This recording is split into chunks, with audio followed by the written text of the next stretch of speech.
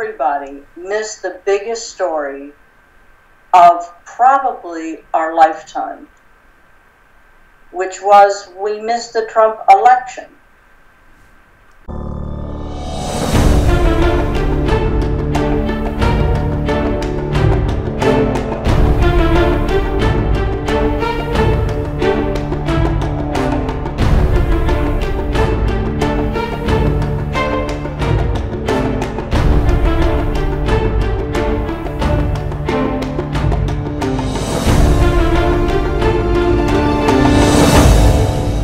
Shelley Ross, you were instrumental in helping to change the face of television news.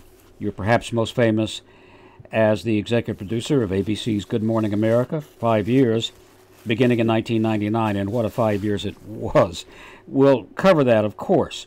But first of all, if you were writing a headline now for Good Morning America, how would you describe the state of television news in 2017? State of television news, saddens us. Why is that?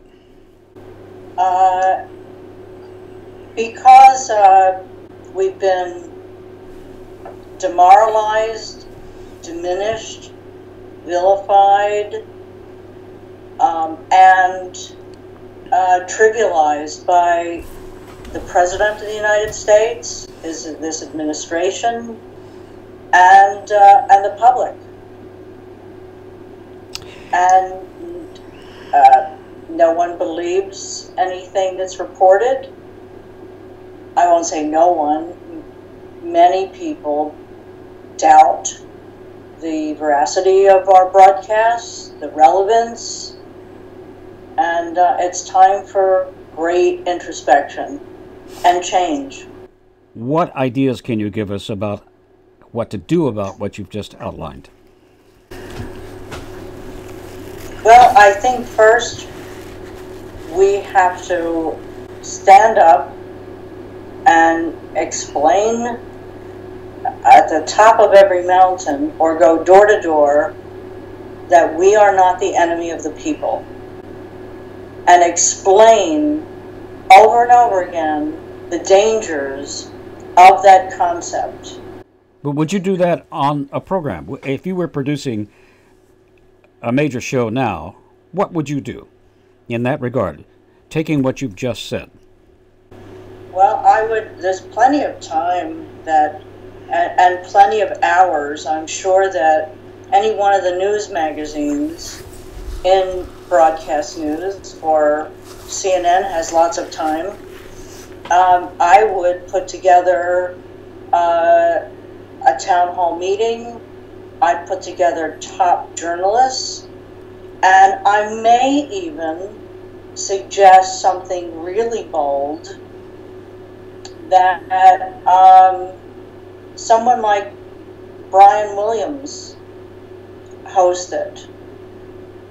And I know that sounds really bold, but I think we have to show that our participation in the vilification of news and why people don't trust us.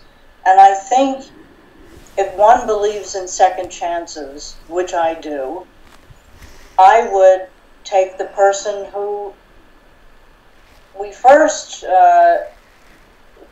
saw a concept with alternate news, one of our own, who took a leave of absence, who probably has thought about this longer and deeper than the rest of us.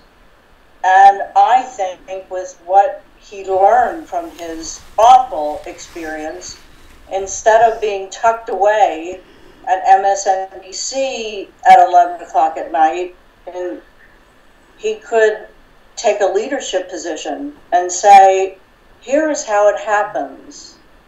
Here's how it happened to me. It's, maybe we don't have all the answers, but here is how it's happening now. And here's why it's really, really dangerous and has to stop. You have been at the epicenter of network television news in the heart of it and in the commercial, you certainly know the commercial side inside and out. And you must know how difficult that would be for a commercial network to do that. Do you think it can be done? Oh, I think President Trump and his administration is the biggest commercial aspect. And I think if you build it properly and produce it properly, they will come. The audience will come. When I went to CBS News after ABC and had a short stint at that incarnation of the early show, I had a little secret, which I was never able, I wasn't there long enough to even share with the management, but I thought people were hungry for hard news and foreign news. And my little secret, for nearly 6 months, at the top of the 8:30 hour of the early show, I put an 8-minute foreign newscast. All foreign news. That, all Rwanda, all stories that people said wouldn't work, don't work in the morning. The 8:30 half hour isn't rated. It doesn't fall within the Nielsen ratings, but it still it does. You will get a rating. You'll get the audience numbers. And I was doing this experiment because if it worked at 8:30, I was going to move it to the top of 8 o'clock, and I wasn't there long enough. But the surprise was, although every half hour traditionally in morning television sees a decline in audience, that 8:30 half hour got a hockey stick spike. And it was a shame that nobody knows that except my senior producers who were there, and now you. I do believe that when a story is told well and is told right, and it has the old-fashioned, why should I care? I do believe that Americans respond to earthquakes in Haiti. They respond with their hearts and with their pocketbooks and refugees. Has there been a lack of credibility in the lead up to the Trump presidency that has given the networks, put the networks on the back foot? What's your view on that? I think that there has been a lead up, but it's a lead up over years. Yes.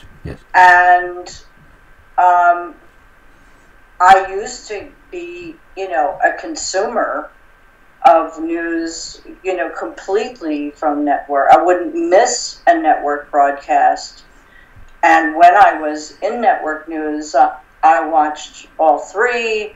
I watched everything. Now I feel if I miss something, I'll catch it later.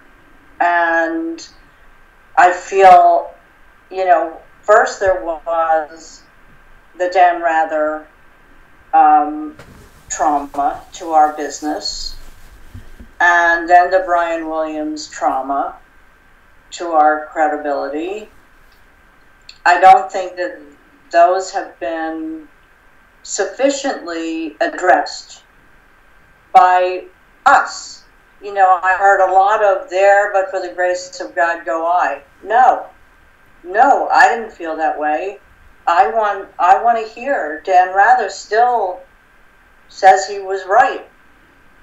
No matter how many panels and how many experts and lawyers and people who vet it, and even ABC correspondents say it was a bad report.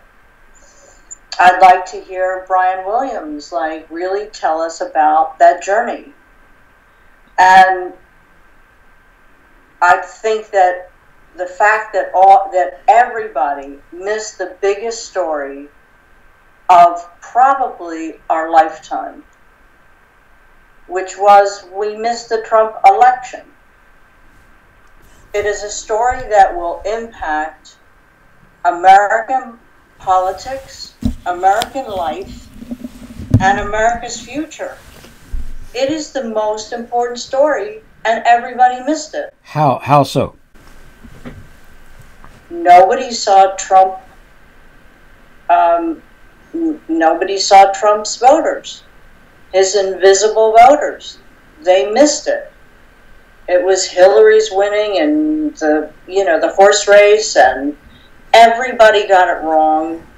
Nobody who was out in the field, everybody sort of had parity between Hillary and Hillary. Well, Donald Trump made a mistake, but Hillary made a mistake. We miss so much. We miss the bleakness in people's lives. There's so much Kardashian filling our airways that we miss tens of millions of people suffering. Critics of the evening newscast would say it's become Good Evening America. They've become morning shows broadcast in the evening. What's your view on that? I take offense to the morning shows. I think I did a lot more reporting and a lot more investigative reporting and a lot more original reporting. You're saying that you believe the evening shows are now lighter in content than the morning shows, or as light? Well, the morning shows that I produce, I was referring to. The morning shows are all pretty light. CBS isn't as light, but morning shows really used to be, launching news stories, launching the news agenda. We took a lot of risks when we were Good Morning America because I feel television news is high risk, high reward. And sometimes it works and sometimes it doesn't, and you have a 2-hour show the next morning and you can start all over again. Is it your feeling that the evening shows or programs in 2017 are lighter than they used to be? Is that good or bad? And how do you relate that to the Trump phenomenon, or does it connect at all? I mean, some people make that connection. Well, we and the news profession and the evening newscast, we're too light, we're too weak, and nobody can stand up to politicians. Is that an oversimplification, or what is your take on that? That a day doesn't go by where I don't think of how life would be if Peter Jennings were alive and had covered or anchored this election. And I don't know if Trump would have found a way to belittle even the great Peter Jennings some way. Will you bring... Yeah, go ahead. That's his art form. It's a science and an art form.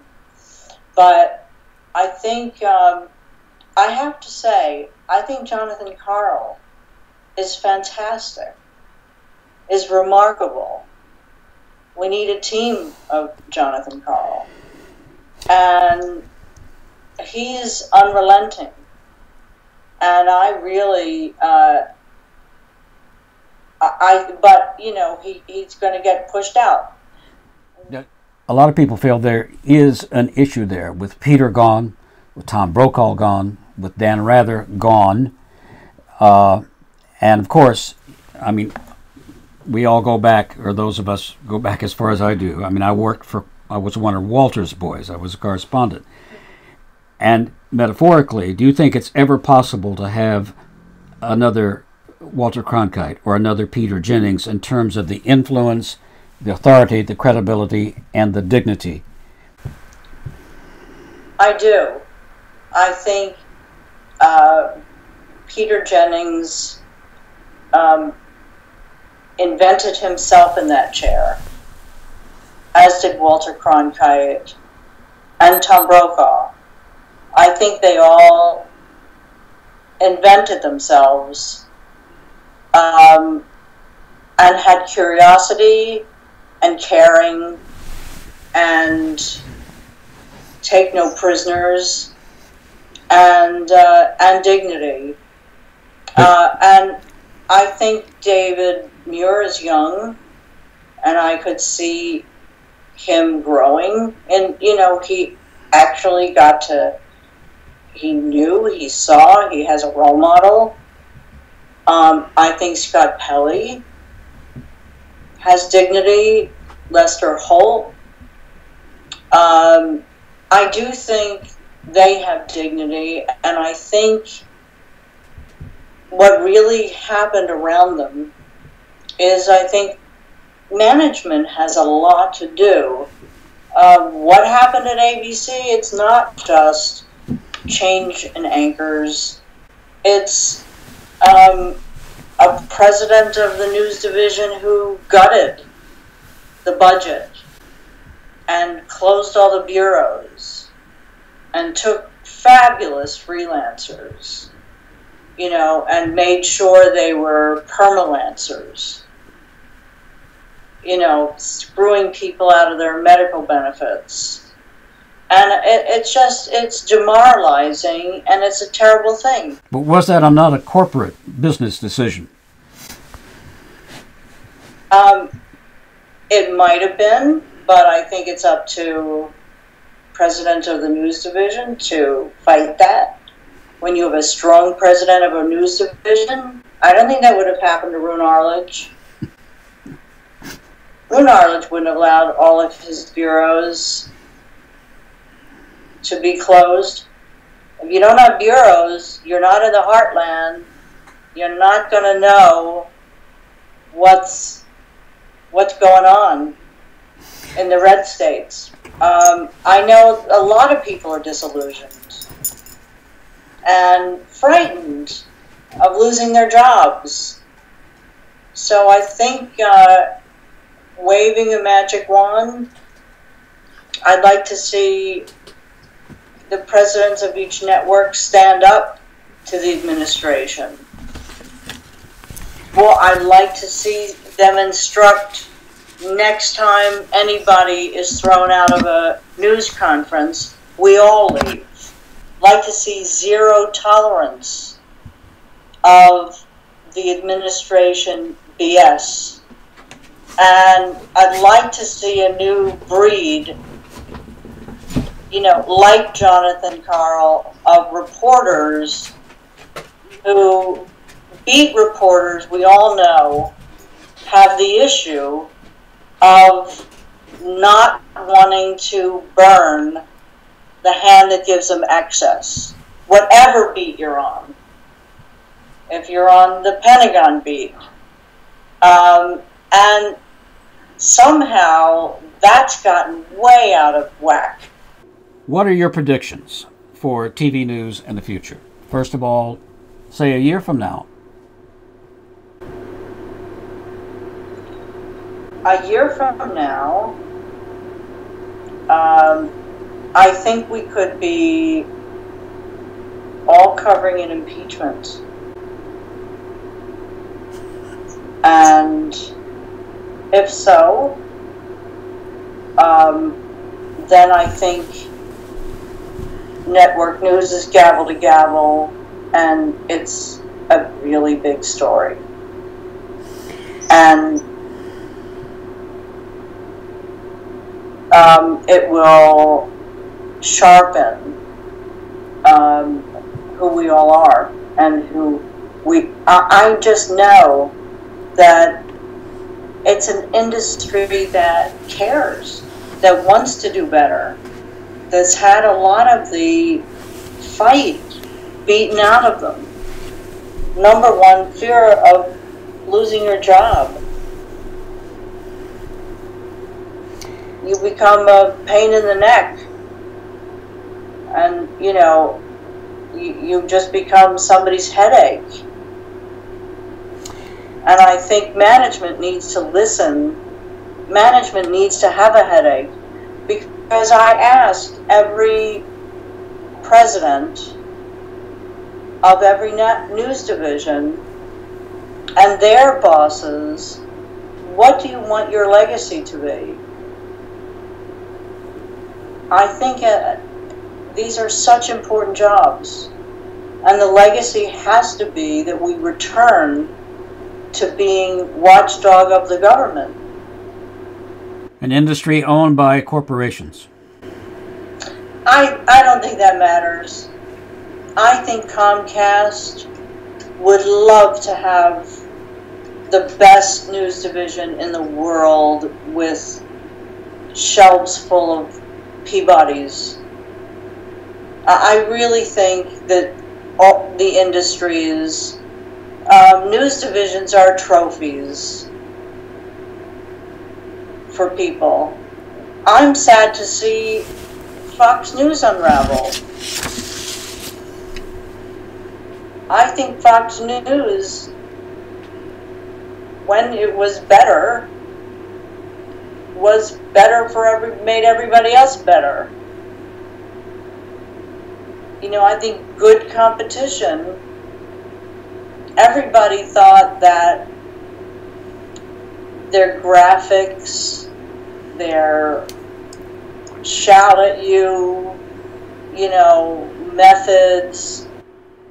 So you see a path forward to a better future for TV news? I hope so. And I think it needs to build on what we already know. We know certain things work, and it's not about making the... People used to think foreign news was dry, and it's not. There's so much drama going on in the world. I defy anybody to hit the remote. Well, I think it depends on how well it's told. It's all about in the telling. I changed, and most of the correspondents will remember this. There used to be sort of a monotone pattern of soundbite introduction, soundbite track, soundbite track, soundbite track, sign off. And in the morning, that really does, it doesn't pop. When your competition in the morning is the toothbrush, people getting dressed. You've got to grab them by the collar and say, come over here and listen to this. So I would have things, you know, all sort of... I once told somebody to, you know, let the natural sound go, and then when you think it's the longest you've ever put that sound up, double it, and then come in and explain what you've just seen. There are ways to do it. It's, you know, it doesn't always, this whole, if it bleeds, it leads, you know, bubbled up from local news. Your predictions for TV news in a headline form, what would they be? Oh, in a headline form.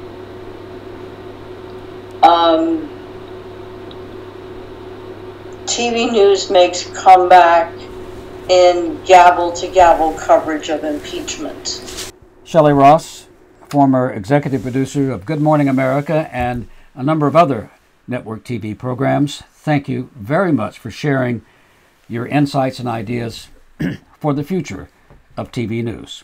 Thank you very much. Thank you.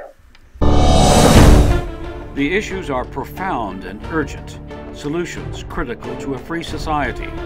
If you believe that you can contribute insights and ideas for the future of video news, we'd like to hear from you.